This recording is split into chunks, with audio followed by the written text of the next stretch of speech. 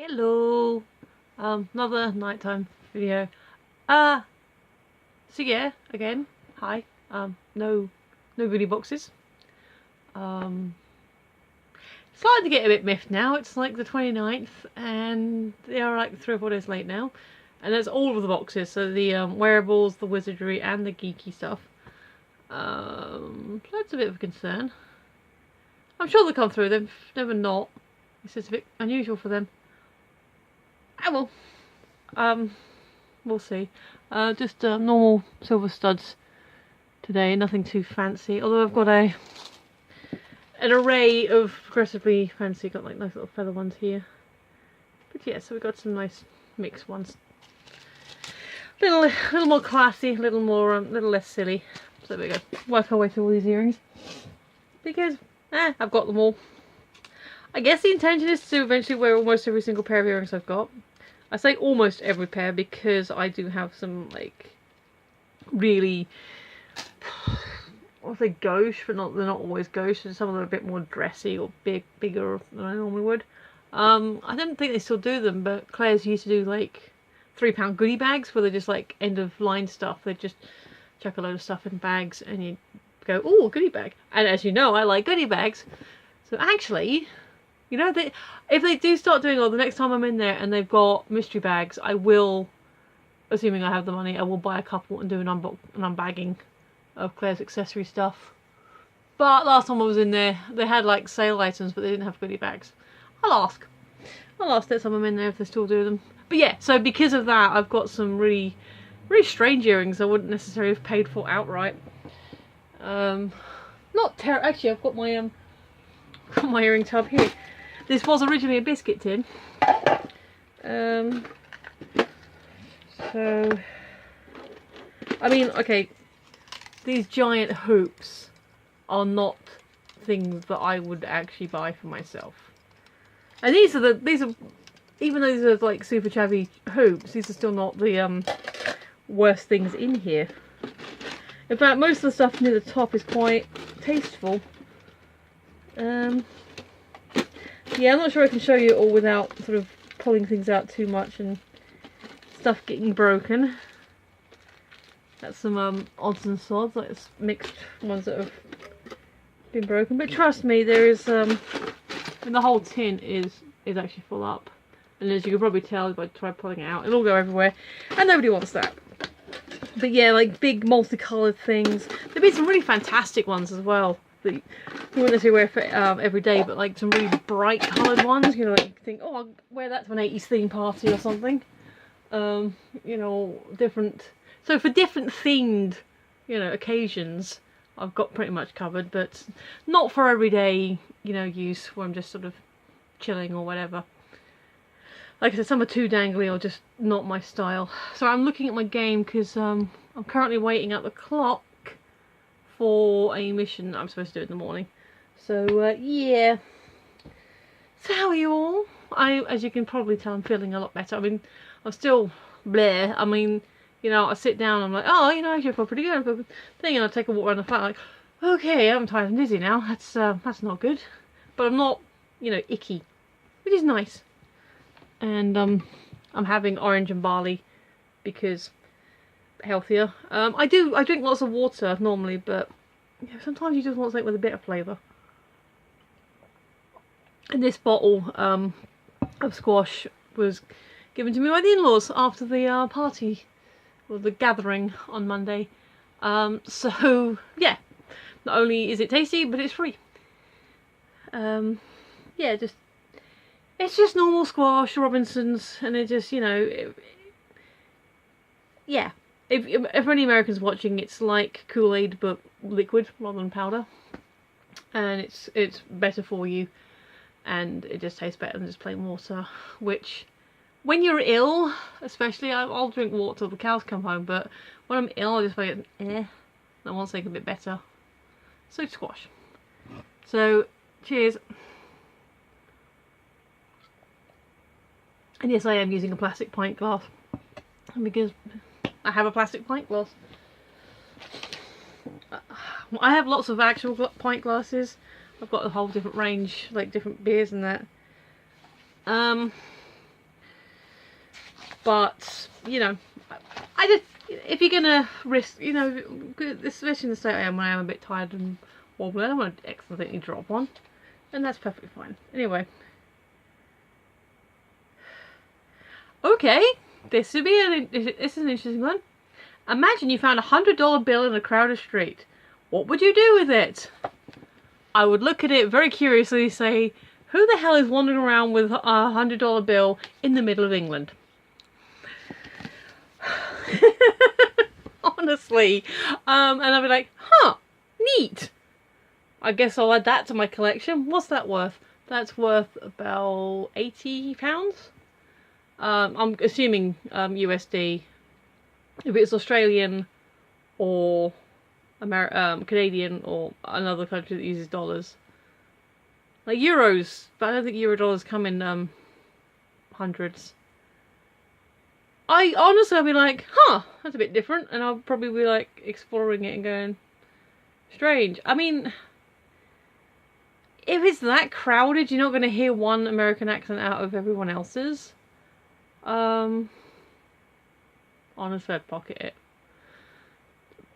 The highest denomination we have in the UK is £50 notes, and I don't have one to show you, but they are very pretty. They're red and they got like all sorts of security stuff on them. You can look them up probably. And honestly, you know, doing the job I've done, we have found money, and we do find money. And a colleague of mine did find £50 on the floor once, and he used it to pay his car tax or MOT or something. He had something he had to pay for it with. I guess the intention, especially with this being aimed at a younger audience, is to instill a sense of, you know, right and wrong, and oh, you should take this away, or take it to a police person, or, you know, try and find the person who lost it. And there are certain rules we go for. So there was I found a wallet, and this thing was wedged. Like, there was a huge amount, and it was sitting on a bench outside of a community building. Excuse me. And I picked it up with the intention of handing it into the first police person I saw, or failing that, you know, going to the bank card, like finding out what bank they're with and seeing if they could sort of help me find the person. I mean, there was ID, so if it came to it, either myself or one of my colleagues who lived closer to them could have literally taken it back to their house. There was, you know, an address ID in there. And so I picked it up and put it in my pocket to keep it safe and, you know, to hand it to someone. And I carried on wandering on my merry way. And I then saw a person, because he had photo ID on him. I then saw the person who looked like the guy on the ID, and he looked kind of stressed out. So I called out to him, sort of to get his attention. And I was like, oh, I was like, have you lost a wallet? Like, oh God, yeah, I'm just thinking, like, can you confirm your address for me? And he's like, oh yeah, he told me his address. Because that's what you do. Just because the person looks stressed out, like, oh yeah, I've lost a wallet. Yes, maybe they saw you pick it up. Maybe they're good actors. So always ask, especially if they're genuine, they are going to be patient. They are going to say, yes, this is my identifying details. And I think they would rather stand there and give you their address and something else that proves to you that it's theirs, than to be the person who has it given away to a complete stranger. You know, if the owner will wait, someone who's trying to blag it off won't. They'll be like, oh no, it's mine. No, give me. Then if it's yours, you'll know this question. So yeah, and he said, oh, thank you, I really appreciate it. And he let me give it. It's like, you know, it's fine, I'm just doing my job, it's what I'm supposed to do, you know, like, no, someone else would have stolen it. Oh no, so he actually gave me a tenner. He said, oh no, have a drink on me, I insist. So thank you, that's very kind of you. So yeah, the point of that anecdote is that when it's a big chunk of money, or there is, you know, it's a purse, or there's something that identifies who it belongs to, then, you know, you just you do take responsibility, you do hand it in. Otherwise, it's kind of generally agreed that it's fair game. You know, it sounds kind of childish, but, you know, finders keepers. And especially since I live in the UK and I'm finding a $100 bill is going to be a novelty. And yeah, I suppose if I do hear someone with an accent and say, oh, did you lose some money? You know, then I might sort of say something, unless they're complete arse, in which case I might not, you know. But generally speaking, the rule is if you find it, like nobody's next to it literally looking for it, or there's like, you know, there's not any identifying cards or anything with it. For an example, another example, I did find a huge pile of change, and I mean a huge pile of change. And it was in a bin. I picked it up, I'm like, this is a big pile of 20p's. And the driver agreed with me. I said, did you want one of these bags of 20p's? He goes, no, it's your find.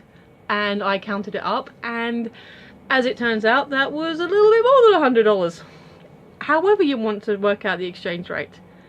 So yeah, I've been in situations where I have found that amount of money, or slightly more, and I've been allowed to keep it. And, you know, there's been situations where I found way more than that, easily, just on eyeballing how much was in there.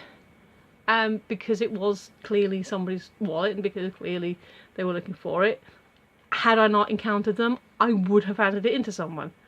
I would have said, look, I have found this, there's quite a bit of money in here, there is personal identification, there is an address, you know. And if I see someone looking stressed out who looks like the guy in the picture, I will say, I have handed it to this officer, you know, and they will help you out.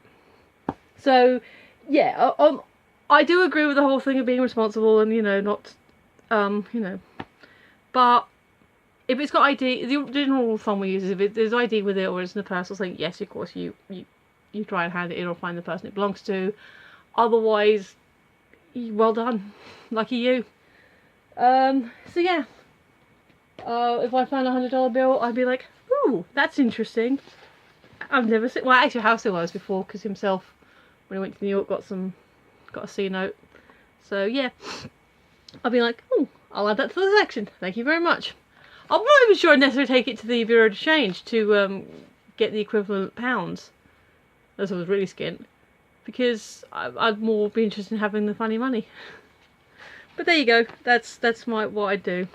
I'm sorry if that makes me seem somehow more immoral, but that is what's happened. That's me being honest with you. And yes, I'm wearing different pajamas today because I was getting icky, so I solemnly swear I'm up to no good. So, boom, you can follow me here on the Twitters. I don't know why I went French, but we're going with it. And if you have been, thank you for watching, I completely appreciate it. I've been Michelle, you've been listening, and I will see you tomorrow. Bye!